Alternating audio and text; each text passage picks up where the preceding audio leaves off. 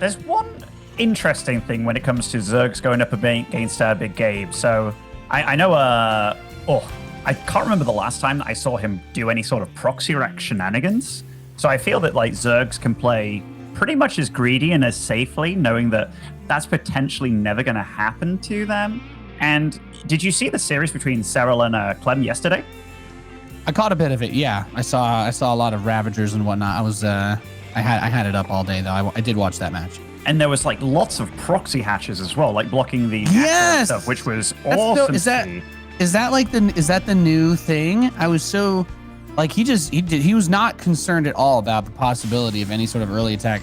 Is this just something that you can do to Terrans that you know don't proxy? Or would proxying even like punish that properly? I don't know. I'm not even sure, you know, like it's something that even though I've played against Bly for the last 10 years of my life, like I don't necessarily know everything that's involved in getting proxy hatched and what have you, but it was definitely interesting because that was definitely to me, him seeing the match between Denver and Clem and seeing maybe Clem mishandle it. But then Clem definitely developed his builds and strats a little bit, but to deal with it. But we're obviously not seeing that from Elazer this game. Elazer's just opted for a very, very standard expansion build, and now he's going to save up to like 100 gas to get that speed on the way and hopefully get a third outer ring. I love this new spot. I was going to say, I'm like, this drone's going to go chill by the rocks. A nice little safe spot to hang out at while the Reaper runs into the natural. So should be able to get that third base up pretty early then without too much trouble. It's a bit of a greedy play though, right, Ben? To just get these two Zerglings, delaying the extra ones. There's an opportunity for a drone to get killed, but I guess if you can thread the needle like Elazer has without losing any of your workers, it's not a bad move. It's not a bad move. Also, this is kind of like an Elazer special here, just this third positioning that Mapu's immediately showing us. So Big Gabe, he does see it, maybe a little bit later than he wanted, but now he's like, okay, there's no two-base shenanigans going off. You know, I'm not getting two-base Nidus or two-base Spired. It's going to go into a normal game, and we do see that he's actually opted for 3 CC off 1 gas, which is cool. Also, this is one of the new builds in like the Terran arsenal, and when I say new, I mean over the past month or so. But it's like the 2-1-1 off the 3 CC, so almost bringing 2016 back, but just kind of developing it almost. Oh, what a snipe! Any creep tumor delays early on are really big, especially considering the distance that third base. Right, it's important to spread the creep over there. Be able to reposition because it's a little bit on the open side. There's a couple different ways you could try to poke that with Hellions. The pathways are kind of tight, but if the queens are, a little bit too far to the left or too far to the right, opportunity, especially with less creep, can definitely present itself. But I like that HeRoMaRiNE's also played this one crazy greedy, Ben. That's a stupid fast third command center. We've actually seen him do this a couple of times, including I know I cast him do this in the group stage. So I'm a little bit surprised maybe that we haven't seen people try to punish this sort of play, but HeRoMaRiNE is just setting himself up with a wild economic start and going very quickly into a 2-on-1 follow-up. Yeah, it's a bit gnarly to try and punish it just because it gets out the Hellions, except you get the second barracks earlier. The only thing that it really lacks against, like, let's say you go Mass Roach, which is one of the best ways, I think, to punish it. They still have a lot more Marines than normal and a very early stim with it. So it's like if the Terran does read you correctly, and I mean, he still has Hellions on the map and the Reaper to scout. So it is actually quite a nice greedy build.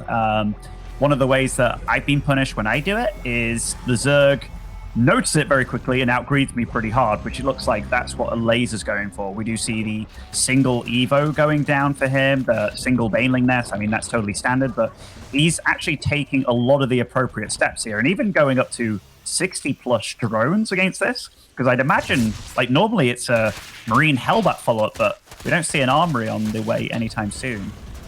No. Look at this. Gabe immediately is going to float this third command center out. This is taking this third super, super fast.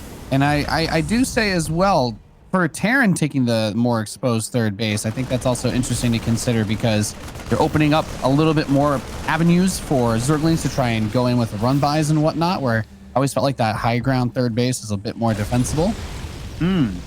It's definitely... Oh, okay. I love the Hellion positioning because he's over harassing, but now he's got these Hellions hooked behind the minerals. So if Zerglings do come over and try and harass that base, obviously they work like adepts for Protoss by using the pylons.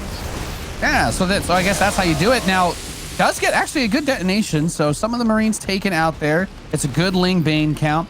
And with the investment that Elazer had into his drones earlier, he didn't like skyrocket up into the deep 70s or anything like that, but he's had plenty of Lings to make use of this. Gets that next Evo chamber as well, starts +1 melee and burrow. That's a pretty early burrow out of a Zerg player. And this excites me, Ben, because I think one of the things that we can all enjoy no matter what race we play in StarCraft is getting to watch a Zerg player try to get those Baneling mines under a moving out bio army, which can be, you know, such a powerful tool if the Terran isn't ready for it. Yeah, and, you know, he's getting Overlord speed here as well. I wonder if this is going to be trying to get Zerglings in all the bases kind of thing, and then burrow and make it very annoying for HeRoMaRinE. HeRoMaRinE here, he is like trying to get out onto the map, and he's moving over to what is the 5th base of Elazer. But Elazer, he's already got his 4th secured over on the left side of the map, so Elazer's expanded in very unusual fashion.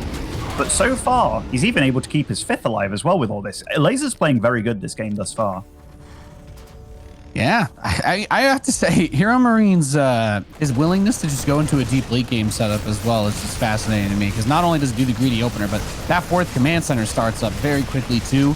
Not going to be seeing one of those like mega barracks all-in setups where he just rallies out of 3 bases and tries to kill them with just mass Marine for the most part. And that can definitely be nice, but he has struggled to clear out this creep, and Elazer is eating the map, Benjamin. I think that's something that he definitely ended up hurting him. And the burrowed Banelings rear their ugly heads. That is already very nice for Elazer. You know, sometimes you commit to burrow, you don't use it properly. I mean, circa Moon 2010 kind of thing. But no, that was a very nice start for Elazer, and he's going into Hydralisk Den as well here, while going up to and over 80 workers. And so far, he's actually holding off everything while maintaining pretty decent upgrades. Like his +2 armor is way further ahead than any of Big Gabe's upgrades. In fact, his armory is still it's still under construction. It does save that one Widow Mine. So I was about to say, like, I guess with the armory not done yet, you're not going to have the full utility of the mines being invisible after they shoot. So you need to be a bit more cautious with those. However, I personally do like seeing the mine strategies. However, we can see that it's going to be Hydras coming up next. And one of the big end game plays that Zergs do like to break out versus Bioterrans, if they get to it, if you're not able to put the pressure on and delay that economy, could be that lurker-based style. And once the Zerg gets there, things get a whole lot harder for Terran. You really need to get some momentum going here, clear the creep, get some economic denial. But thus far, it hasn't really been possible for Big Gabe. No, it has not. This Widowmine going to do a bit of friendly fire damage, and nice splits by Elazer, actually. Like, he does kind of clean this up pretty decently without too many losses. I guess the one nice thing for Gabe, besides this drop, is his economy is blossoming. Like, he's on himself 79 workers, so equaling the Zerg in that regard, sets up his 4th as well. Oh my god, those Zerglings just ran to their deaths right there.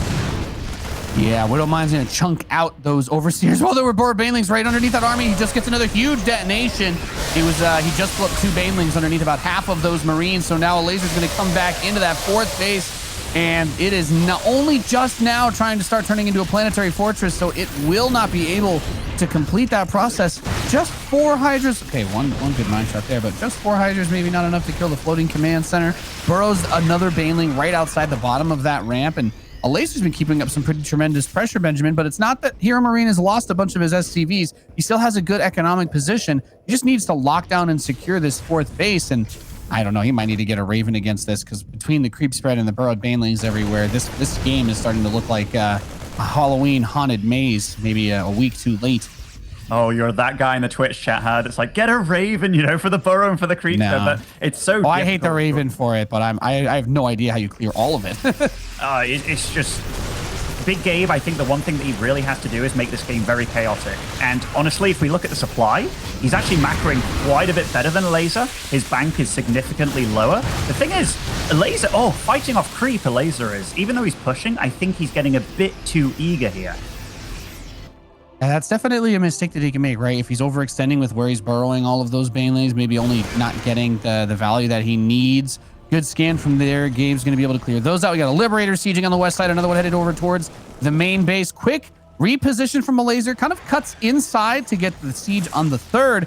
And a Widowmine drop at the 5th base. Okay, so Gabe really starting to bring that multi-pronged pressure that you were talking about. He needs to create chaos. He needs to make Elazer uncomfortable, and with more and more mines starting to spread themselves everywhere in the base of Elazer, we're seeing a bit of that economic damage come in at long last. And of course, there's the intangible benefit scouting there, getting to see that, you know, the position of the hive, the adrenal glands researching.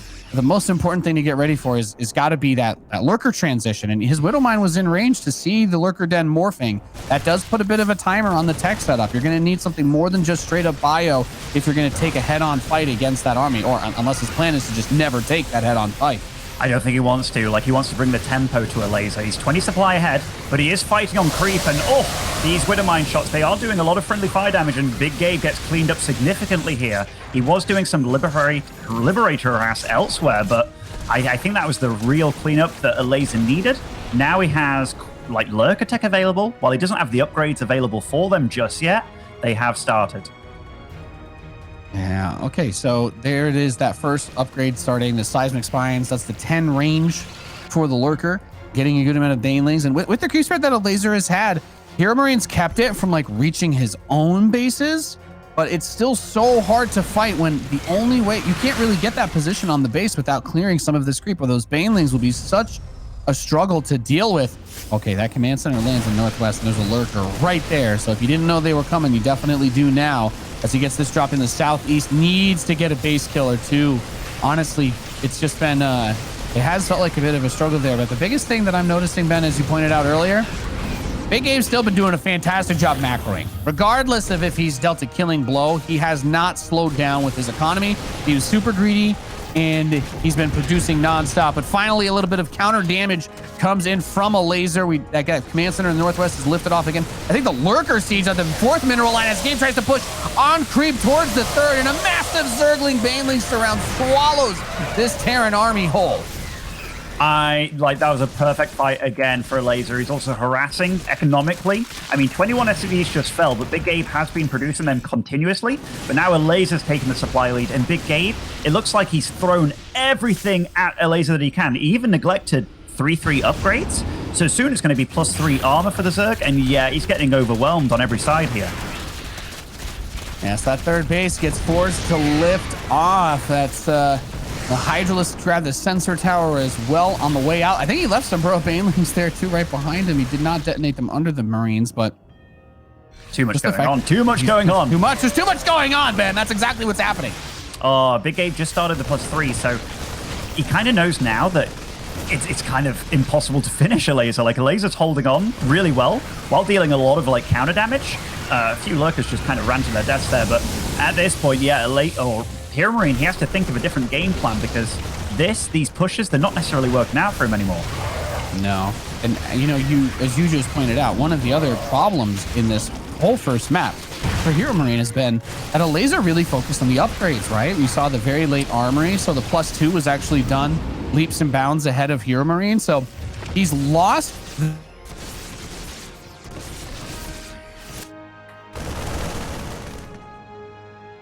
Oh, so it does seem that a little bit of a drop from Nate there. So unfortunate for him. I was like, is he blipped out for a moment or so? But I am very much enjoying these freeze frames that we are getting of Nate, but you see that he's very excited about this game, so he is currently dropping out. But yeah, so far this has been a bit of a tug of war between both of these players, and I'm obviously going to talk by myself while we get Nathanias back online, back and working, but we're going to have some banter about this for quite some time with the freeze frames we're getting of Nathanias.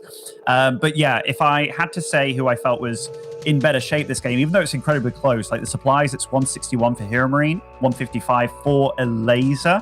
Big Gabe did forget, or at least, you know, neglected his +3 upgrades, as he really wanted to try and get a killing blow on Elazer beforehand, but it just didn't really work out. Okay. It looks like we're resuming the game immediately, so getting right back into it. And for now, I'll do a little bit of solo casting, you know. Anyhow, HeRoMaRiNE is struggling to get a 5th base up. Elazer's doing a good job of attacking on both sides. Now, the roles have been reversed a little. Elazer is at 148 supply. He's getting his range upgrades now along the way. HeRoMaRinE is taking a little bit of a supply lead here, as Elazer's macro is slipping a little bit. Oh, nice bailing. He did kill it himself, but his army was already on top of it, so dealing counter damage. Nice drop by HeRoMaRinE in the natural of Elazer, and this is just trying to tear your opponent apart a little bit. Bring the units back home, allow yourself to move out on the map, and that's exactly what he's doing. We see that blob outside the kind of fourth base of HeRoMaRinE here. He's scanning up there, making sure that he can secure his fifth base. So attacking over here, it works in 2 points. A, it's the furthest away from the natural as possible where he's doing the drop. And B, it also secures where he wants to take his fifth base. And now he's actually secured himself a bit of a 30 supply lead, but as I say that, Elazer does produce 30 lings and 6 lurkers all at once, and that is after being up to 2,000 minerals, which is definitely a little bit of a slip by him. So Big Gabe does secure his fifth base. He is kind of supply blocked around 172 out of, well, he was at 172 out of 172. They're both kind of supply blocking themselves, so that just shows how hectic this game is between these players. And Nathanius, you're back. Hey-o. Hello, hello. So get to cast with you and yet again. Oh, those tech problems, eh? Man, I was literally talking to you guys about how I put my thing in a nuclear fire to see if I could get it to crash at any point before we went on. And then, of course, it will only ever happen while we're live, so. Oh my goodness, that is so many lurkers. And Gabe, he's trying to fight it from just one side seemingly here. But I think Elazer's done it, and GG. Elazer takes the first map of the series, and that's kind of not what I expected. I actually felt that Big Gabe's build, I like the build, but normally you do a bit of a hellbat push, and I think he was kind of doing a few mind-gamey bits there, where he felt that Elazer was going to over-prepare for the hellbat push, but Elazer just kind of macroed up like Wano, like he didn't give a damn about it, and just got ahead greedily. So yeah, Big Gabe definitely has to think about the fact that his opponent isn't necessarily going to be scouting and trying to read what he's doing. He's just going to be doing his own thing a lot, which is kind of Elazer's niche, if you will. Yeah, that's, I think you called it brilliantly at the start of the first game, where I'm like, okay, yeah, he's going to get this third command center. Can you really punish it? And you were saying that one of the ways that the Zerg can kind of deal with this from the Terran player, because they get the stim so fast and it's hard to attack them, is you just kind of outbreed them. And his upgrades ended up being super far ahead, I think. Also very important to just keep in mind is that at no point did we have that classic, as I was trying to say right before my thing just blew up in my face, was the Terran is supposed to generally get ahead in upgrades, right? Like you hit those timings, you get your armory right when that 1-1's finishing, and then usually you've got your 2-2 or your 3-3 for at least like a minute or so. Like you can try to take one fight with that upgrade lead. But when you can't get that position, when you can't do that, it becomes so much harder to deal with it, because you're not just fighting on creep, you're fighting against lings that have their +2 carapace before your +1, or excuse me, before your armory's even, finally kicked in. So that's, that just makes it so difficult, because then everything kind of comes down to the Widow Mines, and the friendly fire splash in a lot of those fights was brutal. It certainly was. It certainly was. And it's so hard. When your tempo as a Terran kind of gets thwarted, and all of a sudden you can, every drop that you do, and it's just getting beat back, and you feel yourself slipping out of the game a little bit. I like the fact that HeRoMaRinE made a few, and I think these were decisions that he made, where he's like, okay, I'm not going to continue up to 3-3. I'm just going to throw everything I have at him, because I need to get the tempo back on my half, basically. And you might be like, it's always worth starting 3-3. That is a huge investment. Like, it's 500 minerals, 500 gas. That can potentially be like 3 extra liberators, a few Widow Mines here and there and everywhere. And I felt that HeRoMaRinE did quite a bit there that was really awesome, when there was like a few Widow Mines in each base, a few liberators in each base. But I got to give credit where credit's due. Elazer actually handled it all really darn well. Yeah, looked very clean, very clean game there for him. Everything just going according to plan. The creep spread was great. Economy, burrowed bans, all of it. Love to see it. We're in game number 2 on Romanticide, and spawning in the bottom right position, we have the red Terran player. It is a best of 5. He's got plenty of ways to go to bring this back. He is HeRoMaRinE.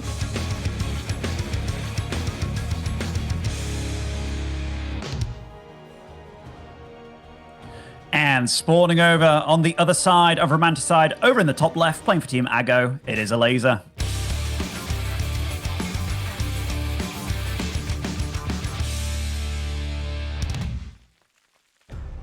So Romanticide, Nate, how do you feel about this one, eh? I feel that this is one of the ones that I think is very beautiful, but within regards to how does it work out for a Terran when it comes to, you know, Hellion harassing around the bases? Because it's very easy to get your 3-base setup and the creep spread going. I find it very difficult.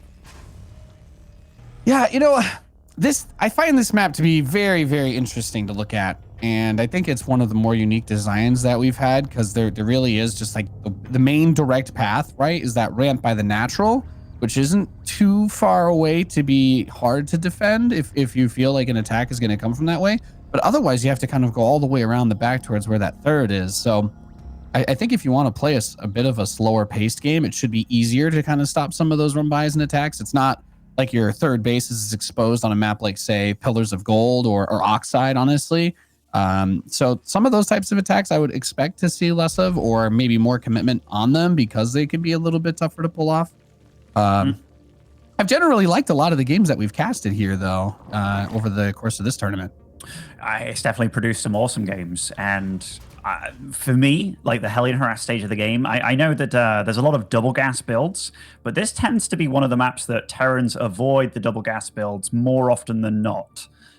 Purely because getting the harass going. By the way, Elazer is always going for these forward thirds. Like it's very different compared to a lot of the other Zergs. Yeah, and I think it's I'm not really sure how much I can go in on the gas discussion, but I'm wondering, I guess, if HeRoMaRinE is going to do this again with the insanely fast third command center build. Because that's something that there it is, as he's been sticking to that, just this single gas Hellion opener. And I do feel like there's not as much of an incentive to commit big on Hellions here. Sometimes, I guess with the Zerg taking the low ground third, it creates more opportunity, but the pressure is kind of on you to be paying attention to that, right? Like if you weren't planning on going for a lot of Hellions and you see this and you try to change your build, that's where things can get awkward. But I actually didn't really mind HeRoMaRiNE's setup at all. I think just this kind of snowballed out of hand. Like if his armory timing was a little bit more tight, I think that could have had fixed up a lot of the problems that happened with those mid-game fights. Oh yeah, definitely. I'm going to really check out and analyze this production tab a lot from Big Gabe's perspective, because the early game, like his build, I really felt that he was hoping that Elazer would react or overreact to what he was doing, but he didn't react at all to it. Here, we don't have that second barracks at all. So this is a very different build from Big Gabe. He's going for the Viking to deny scouting, kill some overlords, snipe them about. And he's also going for 3CC. Usually this is followed up by a Liberator after the Viking, but still the options are kind of endless. Like if we see a Armory come up, it could be some Hellbat shenanigans and maybe a Medevac second. But he is going into Bio, as we do see second and third barracks coming down. And so is this third barracks a little bit faster than we had it in the last game? It's not quite like aiming for the super quick 2-1-1. It's going to be a little bit more of a meaty build, maybe, as he wants to have a couple of more units to try to make that first attack. So this build he's doing, this is a build that would die to any sort of like Roach Rush right now. Even though he's got a very early tech lab on the factory, yeah, the second and third barracks are darn early, and this is off 4 Hellions when he switched off the factory as well. So definitely you could say he's skipping a few corners, but he's kind of showcasing fairly similar build, like that Zerglin that tried to run up the ramp saw just a couple of Hellions and a couple of Marines, and it could have very much been like, oh yeah, it's the same build again, right? And we do see a lot of Elazer's reactions are nearly identical to last game, where he gets the 1 Evo for the armor, he gets the Baneling Nest as well, they're kind of in sync, and gets a lair. So maybe Elazer is completely reading this as Gabe wants him to, that it's the same thing again. All right, well, there's the 4th hatch going up. That 3rd base gets landed immediately too. So similar path as far as the economy goes for HeRoMaRiNE. He does have a couple of extra Hellions this time around, sees that 4th base. And we were talking about the open angle here. Evo Chamber goes up to block the Hellions, but does grab a drone without losing anything on the way out. Viking's still alive for now, trying to avoid the queen, but it can feel a little bit bold sometimes to just immediately move that third command center out early on. But if the Hellions are doing their job, then it shouldn't be easy to send anything across the map and try to punish it, right? Yeah, no, I think like when I'm looking at this build now, if it comes down to like just a normal macro game, I think Big Gabe's very safe. And the fact that he's seen where Elazer has expanded to, he's just going to focus all his aggression over to this left side.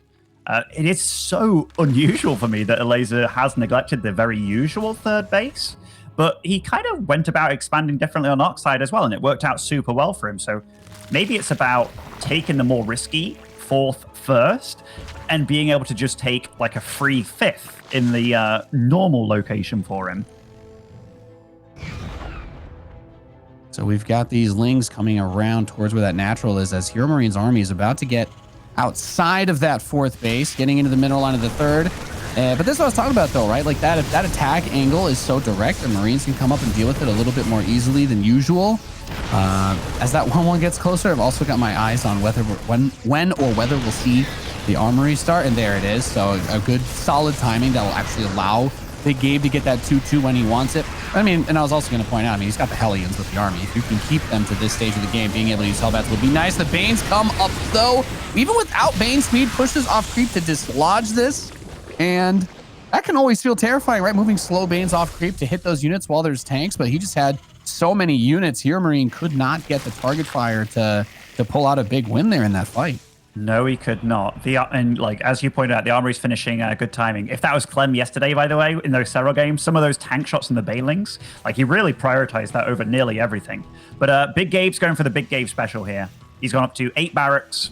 The last 3 are naked barracks. He doesn't have the 5th or 6th gas. So this is going to turn into very much so a massive parade push, as big as you can get from the German here, where it's going to be a 2-2 timing, as many Marines as possible, and just pure pushing. Now, lots and lots of bio, but once again, it's going to come down to a couple of factors like that creep spread, which was still looking very good out of Elazer. He's crossed the halfway point towards the south side, where we're probably going to see HeRoMaRiNE expanding. If he chooses to take the bases to the northeast, he's likely going to expose himself a little bit more to the run buys. I really like this this bottom center base for Terran. I think it's one of the easier ones to kind of tuck. It takes it would take probably a decent amount of Banelings to crush it, but any sort of wall in front of a planetary there, I think that's one of the harder bases to try and crack. And somehow, despite the compliments that we tried to give HeRoMaRiNE on the armory timing, the upgrades are still not going to end up being super favorable for him. So if he can delay a hive to get maybe the next level after that, if he keeps the pressure up, then we can see it. But bio is all about that momentum and getting things going and pushing with all of those forces in multiple places. Well, he does have a 20 supply advantage right now, but he has to fight on creep if he wants to push Elazer. These tanks are very nicely placed, and this is a nice pre-split by the German. Elazer does try and commit, doesn't take too many losses, does find some damage at the third base, but Elazer's already got a lot of Marines here waiting and ready. He was more than ready for this attack. That was actually a really good defense by HeRoMaRiNE. Only losing 8 SCVs is actually really good when you have 50 Zerglings run into your third base. Look at how fast he brought that Baneling, by the way. Look at that cheeky Baneling. Just absolutely, like that is exactly the kind of heads up play that just shows why Elazer is so good and how he won that first game. But the next wave of bio is here to come. He's scanning. He's like, yes, I can see that you're literally burrowing Banelings in front of my army. And he's forcing out all these extra scans, but HeRoMaRiNE still maintaining that hefty supply advantage. He's still got a ton of army, and he's starting to move in now while these Banelings are building. Benjamin getting some real damage done at long last, killing the queens at this base. That's going to slow down any follow-up creep spread. That's going to slow down follow-up injects and production. And the pre-split is just absolutely fantastic from HeRoMaRiNE. The next wave of Lings and Banes come down, but as long as there are any Marines left over when the Banelings are gone, Terran is going to clean up, and HeRoMaRiNE ties the series 1 apiece. Very impressive by Big Gabe. I think the real clincher there was how well he dealt with that counterattack, because if that took out the third SCVs and stuff, he could have been in real trouble. And now, guys, we're coming to a break. Do stay tuned for the rest of this series.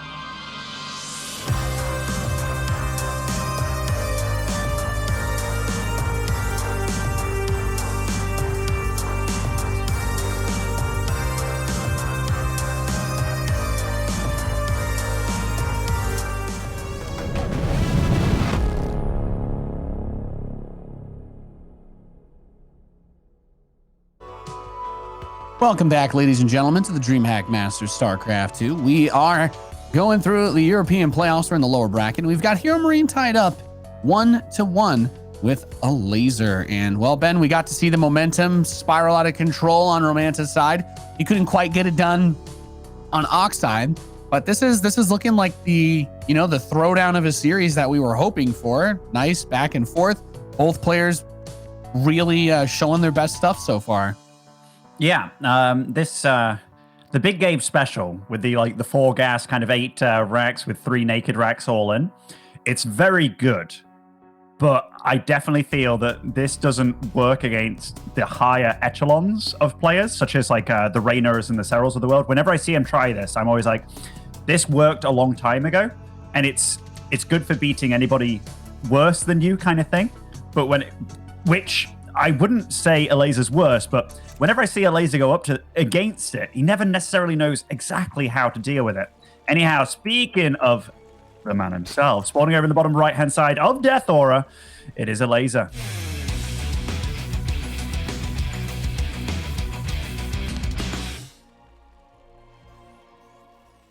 And his opponent in the northwest position, the red Terran player representing Mouse Sports, he is HeRoMaRinE.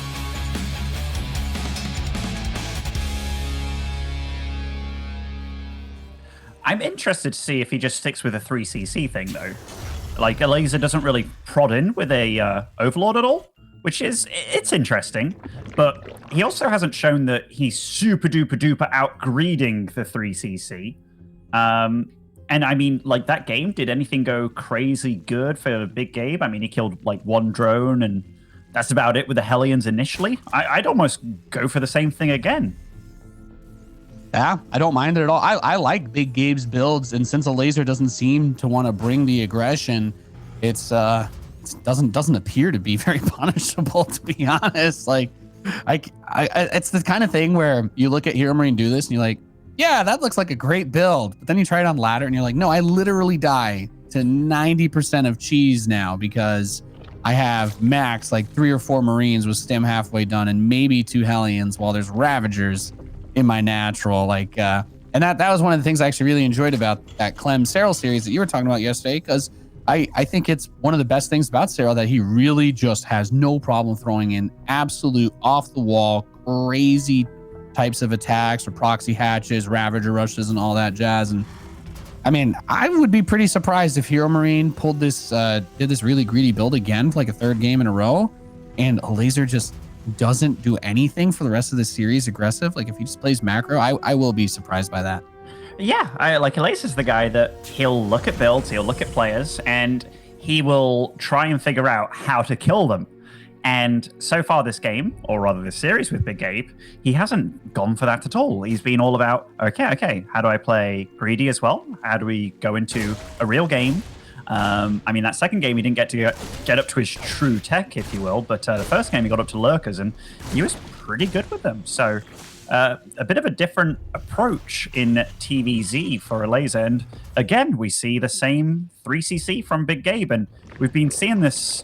It's almost been a real transition for Terrans that they've been doing this far more than the double gas. Yeah, so we've got... There's that 3rd command center again, and single gas play as the Hellion production will start up. The Derricks will build the tech lab, and we move back into this, and it's always just funny to watch this because the pros, they put a lot of time in. There's a lot of prep that goes into it, and just having the balls to just go for the 3rd command center before the 3-minute mark, 3 games in a row at this level is flabbergasting, in my opinion. There's no other way to describe it. It's just such a good build, Nate. It really is. Like, this one with the 2nd barracks kind of thing after the factory, like, the amount of things that a Zerg has to actually worry about and respect as well. And that's the big thing. Like, you have to worry about the potential Hellbat push that comes afterwards, so it means that you need to get like an early Bailey Nest or way more Queens than you're actually comfortable with getting, even though Queens are never really a bad thing. Or it can just be like, a greedy play where you just go into like double medevacs and have some fun. But yeah, it's and how to scout it with Marines already up. I mean, okay, so Elazer actually sent a link there, which he's been pretty diligent about. But he did that the game before, and it was obviously the Viking that came out, right? And so Gabe is actually showing that he's doing the same thing as he did in Romanticide, but obviously doing something very different, which I think that part of Big Gabe's play is actually very smart and very cool. Yeah, he does it very well. The execution is on point, and I don't mean it as any diss to the build either. I'm just like, it's fascinating to me that to have the confidence that's like, I can execute this knowing whatever possible holes it may have, but like it's just that it looks ironclad with him, and it's been really awesome to see that. The double E base starts up. So one of the things I have liked about Elazer's play in a big way, like he's still going to have the Carapace starting crazy early. He's going to have that to soak a lot of the damage from the Marines from whenever that first attack hits. And I'll keep my eyes as well on the creep spread that Elazer gets too, because that's definitely been another big factor. Do you think he's trying to do a little bit too much? Because it worked in game 1, but in game 2, you know, good amount of banelings just kind of burrowing in front of the army, then the scan, and they all die. And it's almost like Elazer's trying to do this like incredibly complex dance that is effective, but you know, if you make one mistake, you kind of like fall over and shatter your hip or something. Like whether he's doing too much right now, I think he's doing amazingly, actually. Like the second Evo wasn't too early. I think the fact that he commits to the armor early, and it is very good creep spread as well. This time he expanded a little bit more normally than the other games. If he can secure his 4th base without this getting pushed out, which he scouts it early enough and he's going to be in position, I think he's going to get in good shape, as long as he keeps this alive though. But nice micro big by Big Gabe. Yeah, the control's very good. Keep the medevacs alive is the most important thing. Get the value out of these units, continue to keep them alive, and might even be able to snag an Overlord there on the way out, or just chew up a bunch of the Lings. This is exactly the kind of damage that you want to be able to do, but I think at the same time, you also want to try to set yourself up to get a drop that's going to hit somewhere else, make sure that that 3rd base is getting up and running, and that has also been another area where I think HeRoMaRinE has been extremely good. He has not really missed a step in terms of the progression of this type of build order, other than I would say the Armory in game 1. This time around, the Armory is going to probably finish maybe a little after 1-1, but it's close enough that it shouldn't be a big deal. And Baneling speed's coming in. There's that burrow again, but this is what I'm talking about though. I'm like, you know, get the value out of the Banelings, clean the armies up. Don't spread your Banelings too wide unless you know you're going to get the hits you want. Okay, well, those are the hits you want right there. That was actually really nicely done by Elazer. He kind of surrounded it first without attacking it with the Lings, and then let the Banelings hit first. So that little alert on the minimap that usually comes, he didn't allow that to happen. So very smart play by him. And Marines using this choke point beautifully, focusing down the Banes behind the Lings. That's the world-class micro you expect from a large Gabriel, as the rest of that drop from the northeast that's still alive is ready to go back and get some more damage done. And the Widow Mines, too, are going to be able to generate more value as we have the Armory giving them the extra detection requirement in order to kill them.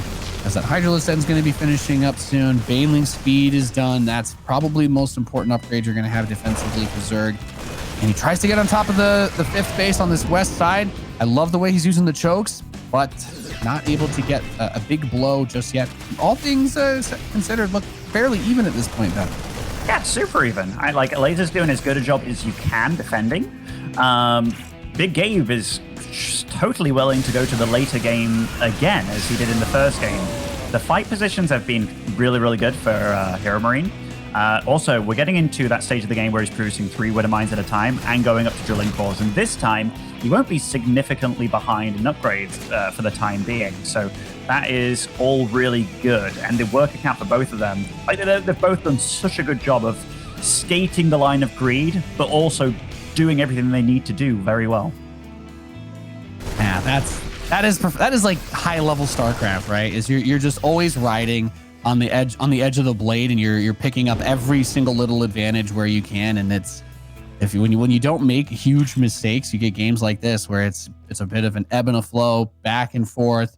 And now we're going to see the big move towards the important tech that Elazer wants to get, that was able to set him up for that win on Oxide. The Hive, the Lurker Den is coming in. +2 upgrades are finishing right as this attack's about to hit by HeRoMaRinE.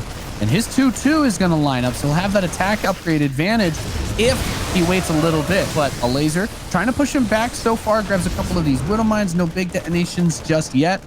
And it's just about buying time, get that big tech up, And HeRoMaRinE recognizes this game could go long as well. As that 4th base plants, he immediately starts his 5th CC.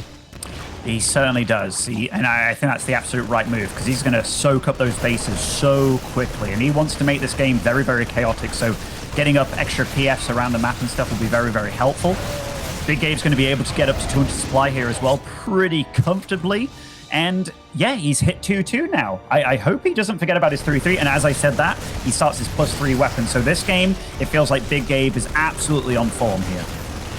Yeah, this is a big attack that's on the southeast, and he's done such a good job with all the pushes he's made in this direction to clear that creep out while these Liberators go for the harass. And if we could keep the Medivacs and some of this bio alive, would be so nice while the Liberators start to get sieged up and get some work done. Sieged onto the 5th, trying to siege onto that 4th, and just kind of turning it into a dance where if you can keep Elazer microing those Spore Crawlers, then these Marines can get some real work done. And with that, when I see 8 Marines next to 2 tech structures researching important upgrades, I get excited. Only going to be able to get the Queen, and that's okay. 12 drones were picked off during this. Still has the siege up on that 4th and the 5th base mineral lines. Ben, this is, I mean, it's chaos, right? We've got action all over the place here in Elazer's base. Oh, and this army of Elazer's kind of sectioned off here as well. I mean, it's a scary army, don't get me wrong, but you don't want to be trading like this if you're Elazer. That being said, he does take a really good fight against HeRoMaRinE here. The thing is, HeRoMaRinE, he's so rich behind this. He's actually transitioning into getting tanks as well, taking a 6th CC here, but still denying mining on this 5th base. I'm enjoying everything about Big Gabe's play here. The fact that he's willing to expand so quickly, getting out the army that he's doing. He does have to start worrying, though. Like, he can't let this slip up at any point in time, because Lurkers, I mean, that's going to be a different ball game entirely. So he has to keep up the pressure and the momentum.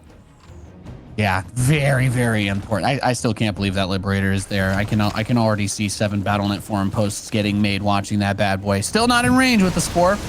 Oof.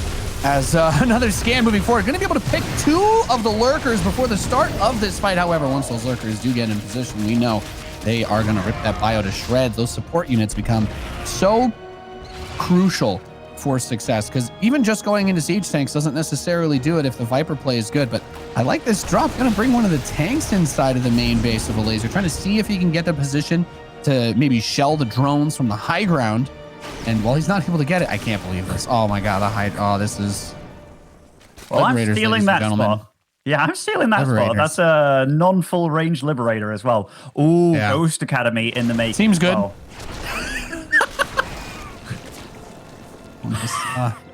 Sometimes I wonder when the guy made the map, he's like, this is the one spot. You know, I won't let this happen on any other base in any other spot, but there will be one very, very, very small spot where that Liberator just gets GG easy levels of damage. I'm glad you're enjoying it as much as you are. So a few Marines get over here as well. So to add insult to injury over here at this base. And also the work account for Elazer, he's at 79, but Big Gabe's at 91 SCB. So going full TY this game. Oh, stops a lot of Lurkers transforming as well over here. Yeah, this is a really big snipe on this base and gets the hatchery. Banelings are going to be coming up. But one thing he's always done a really good job of in this series is leaving the Marauders up front to soak those Banes. There may be too much Zerg to clear all of it out, but the Lurkers are only on the low ground, so the tanks are actually able to hit those pretty easily, while the Hydras get cleaned up by the Marine Marauder. I mean, Benjamin, this is looking really good. GG. HeRoMaRinE goes up 2-1. And he is playing some of the cleanest macro TVZ I've seen. He doesn't get the big damage early on. We're talking about what can you do, what can't you do. But Gabe says, I don't need to get big damage. I started my 3rd command center at 2.5 minutes. I'm rich as hell. And when I get to the point where I can attack you in 4 places at once, that's where I'm going to win. And that's where he's been winning. Yeah, he's got his game plan down really good. You see that he's trying to drop or deal damage to multiple bases at the same time. I mean, that Liberator was absolutely an MVP that game. Like, maybe the damage that got done was amazing, but the mental damage, like I even saw Elazer kind of shake his head at the fact that he couldn't get it down. But yeah, whenever you play against this kind of Lurker style, there is a weak spot in the middle where it's like, okay, as they're making the transition, as they're really trying to get it going, dealing damage here, there, and everywhere. It's kind of like dealing with disruptors. Like, you can't focus everywhere at once. And he's doing it really well, man. Like, his build also, it's a little bit different to how Clem was doing this build. Clem was very often going for the second factory much earlier to get the Widowmine drops going, but obviously denying himself of upgrades. But Widowmines don't really care about upgrades. But he's like, you know what? I'm going to make sure I get really good upgrades while doing everything else as well. So a different approach to the matchup in general. And I'm not sure which one I like more. That's hard to say. It's hard to say. I mean, both of them are so good, right? That's the thing. But I guess the big real answer to that question is whichever one of these players can make their version of it actually beat Esl or HeRoMaRinE, maybe. That's how we could take that as the eventual litmus test, I guess, to be like, which one of these guys can fine tune it somehow to find a hole in the gameplay of those guys.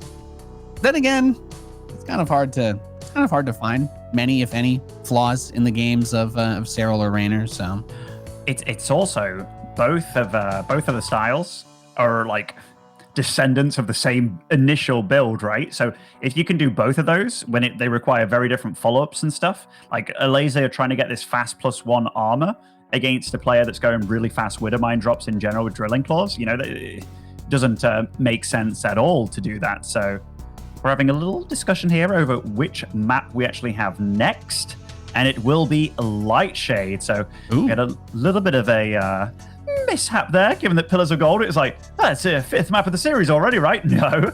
But Big Gabe is 2-1 up, and he is playing, he's coming alive now. Like, the first game, it felt he didn't really get to puppet master Elazer as much as he wanted to. But these last 2 games, he's just played exceptionally solid. And even though Elazer's kept up with him, there's almost always this one moment where it's like, okay, things went a little bit wrong, and then it just spirals out of control. So very well played by Big Gabe to keep the tempo going, even when your opponent's really, really deflecting everything very well. Yeah. I was going to ask, actually, since we were talking about the maps, HeRoMaRinE banned Jegantha over Pillars of Gold. And I guess I just don't 100% understand that. So I was just curious your thoughts on that. Is Jegantha really that bad in TVZ? Honestly, I don't like it that much in TVZ. Like, any kind of pressure build that you have arrives later, and it allows the Zerg a lot of time to kind of build back up. But honestly, I think Romanticide might be one of the worst TVZ maps in general. Just because of the Hellion harass in general. Like, the Zerg automatically knows they're going to probably be up against 3cc. That being said, and also the creep spread's very good on there, I'm not sure. It's very... This map pool, more than ever, shows that it's coming down to styles as opposed to what is inherently just bad, you know? Yeah, no, that's a really good point. I feel like, I don't know, I've liked Jegantha, so it's I want to just pick your brain for a second on that one. We are loaded into Lightshade, and in the southeast position we have the blue Zerg player. He is Elazer.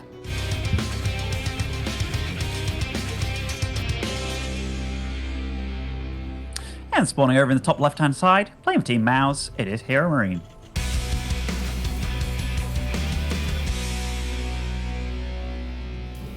The last little tournament that I played in, or like little qualifier kind of thing, I actually vetoed Jegantha. But I mainly vetoed it because I get really bad FPS on that map. So who knows? Who knows what kind of PC Big Gabe is working with? Yeah, that's actually one of my... I'll never forget when everybody was like, Blizzard, could you guys please put Metropolis in? Because, that GSL game with MVP and Squirtle was so sick. And there were some wild games with like Maru. And then they're like, well, I think they put it into the ladder. They just put the tournament version in for like one day and they had to remove it because like everybody's getting, if you don't have like a tournament level PC, everyone's getting like 20 FPS because there's just so many like doodads and whatnot. So they had to clean it up. And that's why, ladies and gentlemen, all the maps have the letters LE after their name, because they do optimization for all of those little tiny things and turbines you see spinning. Those all do actually consume resources on the system. And when you've got a big map, you've usually got more of those doodads. And that's another reason why the frame rates chug a little bit. It's impressive what we've been able to do with a game that's engine development probably started even a few years before 2010 at least, right, to make the game. So they've some things are very well held together. Absolutely, absolutely. So Elazer, again, he's doing the hiding drone thing. So, and he's not had any trouble getting his third up on time, right?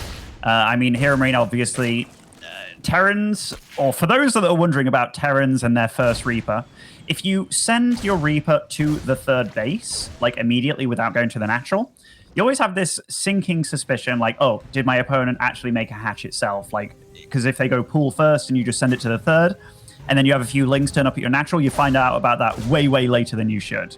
Secondly, you can play Zergs like Elazer that just send their drone to the absolute opposite third that you expect them to, and then it's like, well, that kind of sucks too. So the very simple one to avoid real early game getting bamboozled is this one that Gabe has gone for, where you go immediately to the natural to kind of shed off a few lings or maybe kill a drone if you can. Yeah, this creep tumor position is nice though, right? That's tucked in safe against the Reaper, and you can still get it out towards, the open field, I guess, since he's not going to expand in that direction.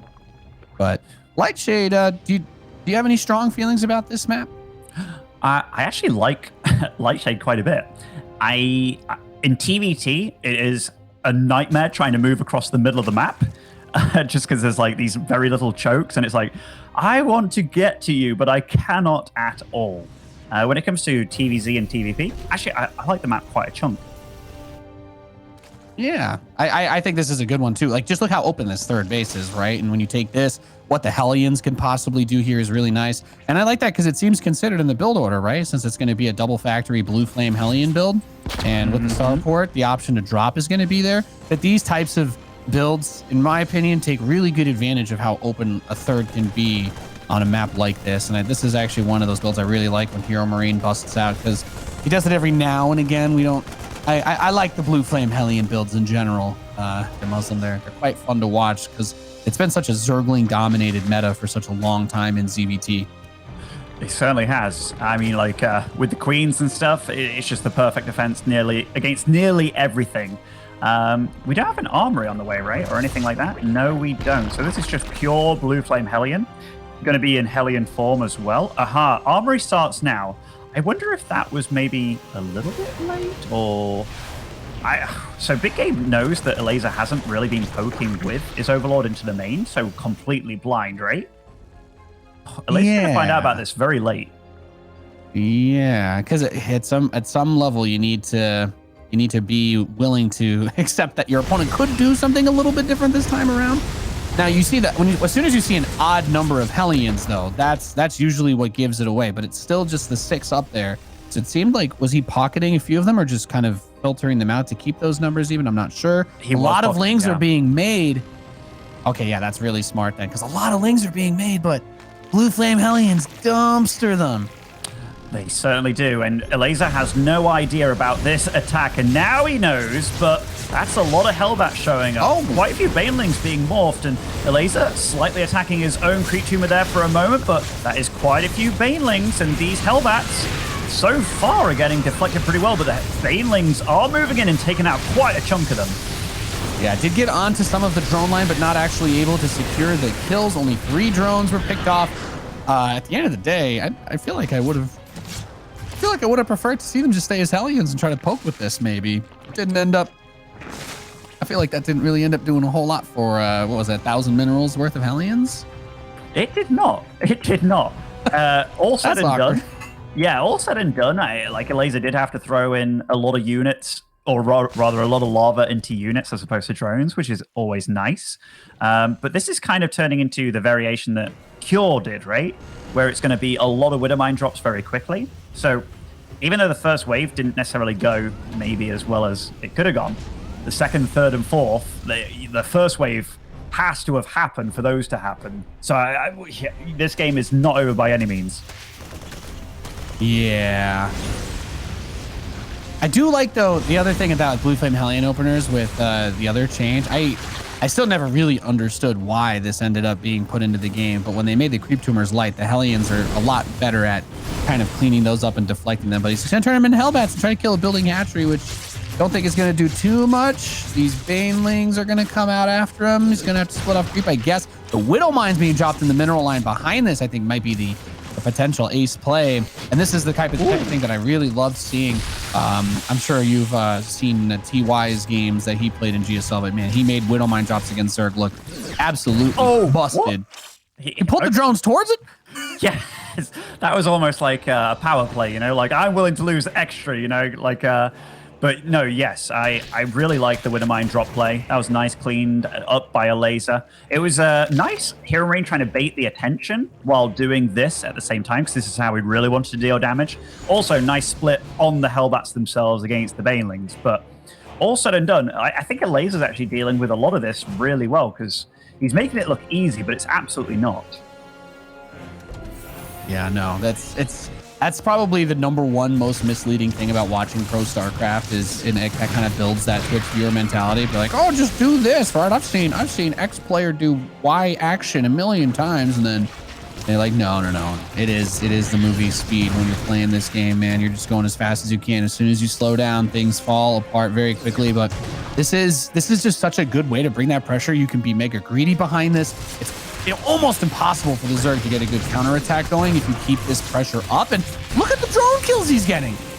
Oh, okay. Well, this is exactly like the game that I was referencing to you with TY. This type of play out of Terran is just fascinating to watch. This is way more like, so obviously the other 3 C-tier builds that he was doing, they were getting the upgrades really fast. He neglected the upgrades this game. Like his +2 only starts as +2 armor is finishing for the Zerg, which just shows like how far behind you get. But Widowmines don't give a damn about upgrades. That being said, we're at 90 drones versus 80 SCVs. So even though he's killed a ton of harvesters, and he will continue doing, Elazer's doing a good job re-droning. Oh my goodness, that is a lot of damage. Yeah, and well, this build is just absolutely cracked in that regard, because even if you have a lot of Lings and Banes, it doesn't matter. Like the mine will burrow and shoot at something. If your Lings barely get there in time, they all die. If your Lings don't get there in time, your drones die. And the only thing you can really do is try to pull the drones away, but the drones can. Oh, well, there you go. There's a little bit of a Baneling counterattack. That's definitely nice. HeRoMaRinE overstinning maybe a bit here. These bio units are very low, so a mine shot drag hurts significantly and going to have to load up. The Hydras do not have the off-creep speed upgrade, so they can't do too much there. And there's still just mines chilling over here. There's some more drones for you. Yeah, those were little sneaky mines. They didn't even need a medevac. Oh, there's the medevac. So it was just low. So they just walked in manually and just had a good time detonating everywhere. 15 drones being produced at once by Elazer. And for the first time, I think, in his career, he supply blocked under 200 supply here at 150 out of 150, which is definitely unfortunate given that Big Gabe isn't slowing down. And oh my goodness, Blue Flame Hellions come back into play. I love this. Oh, this is just... you know what's fascinating is that you're like, oh, you look at this, you're like, what is he doing all the damage with? Well, it seems to be some Hellions, some mines. You're like, oh, HeRoMaRine's playing mech? No, he's getting all the bio stuff back home, but that really hasn't been the game winner for him. I say that, all the Banelings blow up on a mine and a Marauder. But he's done everything. He's done everything with the harass. You've got a Zerg who can't get over 60 drones for the better part of half this game, and even as he continues to crank out wild numbers of workers to make up those losses, another 9, just so many freaking drones are getting killed by HeRoMaRiNE. I'm scared to see what the final count's going to be when this game is over, Benjamin. What's insane is I mentioned Elazer was supply blocked a minute ago. He's still supply blocked at 150 out of 150, and you know, like, this is insane. I'm still looking at the production tab. Nothing's being made at all. Okay. Now it's Overlord time, and that could really bite him in the butt, because HeRoMaRiNE, he's closing in on 200 supply now. Now he's catching up on upgrades as well. It's going to be 2-2 with all the Widow Mines, with all the tech. He does have Lurkers available, and they're in a pretty nice spot to deflect things, but oh boy, that was a big mistake. Yeah, the Lurkers do kind of zone out that space from the bio, so this gives Elazer a bit more control, right? He's reached that point, but you still have to invest into a pretty large number of upgrades. And I mean, as well as those Lurkers can be defensively, there's still so many different angles that HeRoMaRiNE is going to keep attacking from, because the Lurkers can't be everywhere and also defending all the bases simultaneously. These Widow Mines get a couple of really good shots, though all the Banelings are gone in that first wave. The next one's going to come up, but the Marauders are still at the front. There's just a single lurker in this position. The rest of them are going to be coming back over. So this is what I'm talking about. This is the moment where you try to find that opportunity to get another punch in somewhere else. And there's a double drop in the northeast waiting to do just that should the opportunity present itself. Almost getting to the point where I think HeRoMaRinE could like consolidate all his forces, because there are massive open areas here where you can absolutely flank lurkers and have really good fights against them. And he's clearing out the creep really well, and that's exactly what he's doing down there. He's bringing over a lot of supply. And Elazer, he's going to struggle dealing with this because he's had an upgrade advantage the whole game. He doesn't have it anymore. That is definitely a healthy number of lurkers. In fact, really nice concave there of lurkers. But will it be enough? It's going to be really hard to attack these lurkers, and he does just dive in anyway, not concerned. The supply lead, he feels comfortable with it, and he does dominate that fight. Okay, now goes on to the hatchery.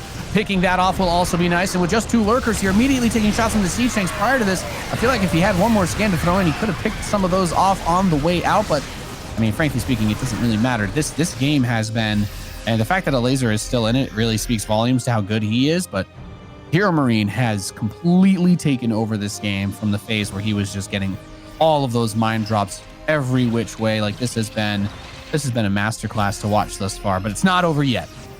It definitely isn't, but Big Gabe, he's still evolving. Like, he's got multiple starports on the field now. In fact, I'm going to count quickly here. We have 3 starports. Do they all have reactors as well? And he's getting fusion core upgrades, such as ranged libs as well. So his army's going to become more complex, and he could use those for the fights against the lurkers. They'd be pretty good in that regard, or even harassing as well. I mean, that definitely wouldn't be bad.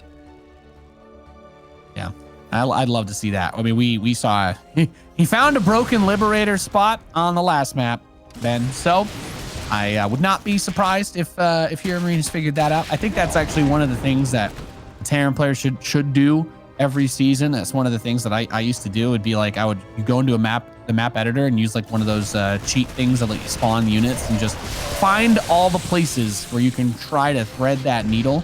Then again, usually you're doing that with range, not without it. But if he's pumping out 5 Liberators at a time, I don't think lurkers are going to be able to deal with this assault. There's also command centers everywhere, all over the place. Yeah, Big Gabe's going mad scientist mode this game.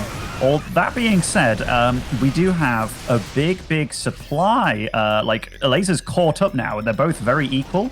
That is a lot of lurkers, but they're going to be super pushed back by these Liberators and tanks. So this 5th base of Elazer should be forfeit, but I do see a red splodge at the north side of the map too, like denying the other base of Elazer. So Big Gabe is absolutely everywhere in all the right places. Yeah, and he's just getting it done. There's that hatchery dead in the top right, as you were calling out. That southwest hatch still needs to be rebuilt. Liberator is shooting a Viper or something that shouldn't be happening. He's even getting building armor and high-sec auto tracking, and I love to see that, Benjamin. I love to see that, because that just makes killing any of the other stuff, if you do get a run by or whatnot going, that much more difficult. It makes those planetaries a whole lot harder to crack with the Zerglings, as he's going to retreat to this planetary, speaking of, and defend against this little Ling push. But this is not a scary force, and what is the army that he's got to deal with on the south side again. Yeah, like the Vipers are going to do a good job of abducting like the pretty vital units and stuff, but Liberators, they're so annoying at forcing the fights, and the Hydra count, like he wants to be making those lurkers, so the Hydra count's pretty low in general, and now we've got Ghosts in the mix as well, which kind of deal with the Vipers.